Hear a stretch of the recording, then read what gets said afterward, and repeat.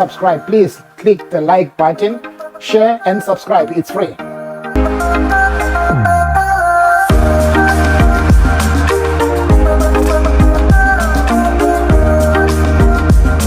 Mr. President, we sit, we encourage, and we watch our leaders delve into corruption, and we encourage them by applauding them and supporting them.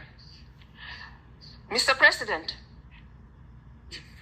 the citizenry in this continent are wallowing in poverty. And now we have a conscious citizenry. Mr. President, we are here representing the continent. And we have seen what is happening in Kenya recently. And we haven't uttered a word. Is that not encouraging what is happening? I think we should start talking to our leaders rather than keeping quiet. Because keeping quiet is consent and is supporting what is happening in the continent. I am from West Africa. I have been at the ECOWAS Parliament for 7 years. Everything that has happened in the sub-region has been under our watch. We have sat down watching part of the Sahel leave the ECOWAS sub-region. We can't do anything about it. You know why? Because over 300,000 people are sitting, being guided by 15 heads of states at the authority of the ECOWAS. Instead of telling truth to power, we applaud ineptitude, we applaud corruption, and we applaud bad governance. We have witnessed the reasons for coup d'etats in the region. What brought these coup d'etats? Change, unconstitutional changes of their constitutions, which the citizens have repeatedly said no to and have been ignored by the leaders or by the people in power. Mr. President, there is lack of respect for the rule of law by our leaders, and we applaud them. When they come and they do everything, instead of pointing fingers, instead of punishing them, we applaud them by rigging election to make them win and come to power again. Mr. President, our countries are under threat, and this continent is undermined, not by the poor population, but by its leaders. And I think as the Pan-African Parliament, we should call them. We are here talking to ourselves as MPs. Where are the commissioners of the AU? They should be here listening so that they should go and report and implement what we say. We are directly elected by our people. We are the voices of the African citizens. But who is listening to us? We are here talking to ourselves, and then we go back home. And Mr. President, I would urge this assembly to make sure that every session that we have, we present the current situation of our countries and look for recommendations as to how we stop these events, these unnecessary happenings. Mr. President, there is uncontrollable corruption in this continent. And the lack of respect to the rule of law is not by the people. It's not by the population. It is by the people that should defend and guard the same laws that they make to protect the people. But no, they don't do that. And I go back to page 4 of the English report. It says recommendations to the African Union. I have seen 7 recommendations. But Mr. Speaker, I think they are all vague. Strengthening democracy and the rule of law in Africa. What is that? We know the rule of law in Africa is weak. We need to pinpoint and point out the weaknesses in those rules of law. We know them. We know that we need 2-term limits in each and every country in this continent. Yeah. We know that we should fight against poverty and youth unemployment. What do we do about it? We need to create employment. We need to make sure that we are self-sufficient in food to feed our own people. But no, instead of doing that, Mr. President, we are feeding ourselves. We are here spending 2 weeks doing what? And then we go back to our respective countries and do what? Thank you very much, Mr. President. I think the Committee for Committee on Incorporation, International Relations and Conflict Resolution, and Mr. Christopher Sauna Kayoshe,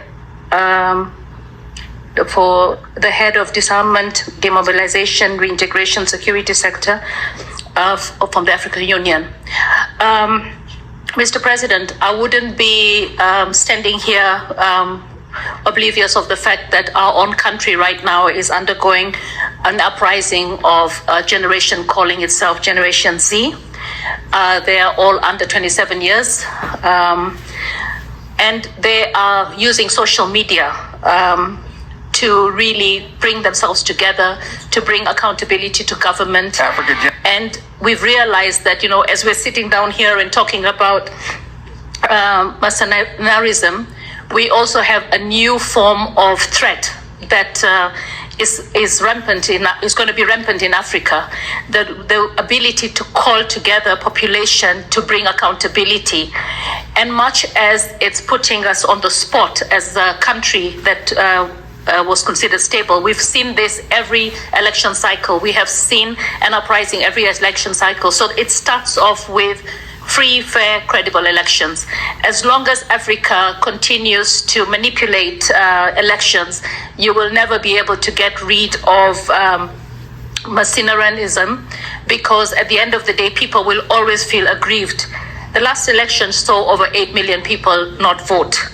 And the reason they didn't vote is because they did not have confidence. So as we strive for democracy in Africa, we have to come to terms with the fact that there is no democracy when elections are manipulated. And then when it comes to elections, we also make a lot of promises. And the promises we make, some of them are just to win the votes, and sometimes unsustainable. The presenters talked about corruption. I mean, we have got to reach a point as leaders in the continent to make sure that we actually stamp out corruption. Whether it's your brother, whether it's your wife, whether it's your mother, whether it's your son, corruption should not be entertained. The high population growth. I remember in the 60s when Kenya got independence, one of our leaders at that time, Tom Boyer, was asked by the BBC, what are your plans for Africa? This was in the 60s. And he said one of the things was to curb population. But right now we are so confused as a continent. With 40% average unemployment rate, we still think that, the West are the ones who are telling us not to family plan. Our youth are our biggest asset. But our youth, with the shrinking job market, with the AI, and all the machinery that's coming in to do, even take the jobs of humans, we have a situation where we have to curb our population growth. As long as we don't talk population and we bring religion into it, we're actually ending up with a population that we can't sustain, even with all the resources. Of course, the big elephant in the room is also debt.